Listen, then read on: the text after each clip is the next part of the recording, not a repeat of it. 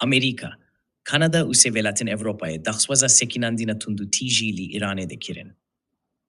Mark Carney, Serokvezîrê Kanadayê û Emmanuel Macron serkomarê Fîranse, Keir Starmer, Serokvezîrê Brîtanî û Friedrich Merz, Serokê Alman, daxwaza sekinandina tundutî jî li heme berfê nîşanderan jî rejîma Îranê kirin. Van berpirsan, tevî nîşandana nîgeraniya swê li hember tundutîjiya jî aste derketiya rejîmê li hember swê nîşanderan û kutîna van, ev kiryarên rejîmê bî tundî şermezar kirine. Hervîsa wan berpirsan ra gihandîne ku berpirsayetiya çane xelkê Îranê lîstûyê berpirsên rejîma Îranê ye û divêrêz jî mafê bîngehînên selkê Îranê bîgire.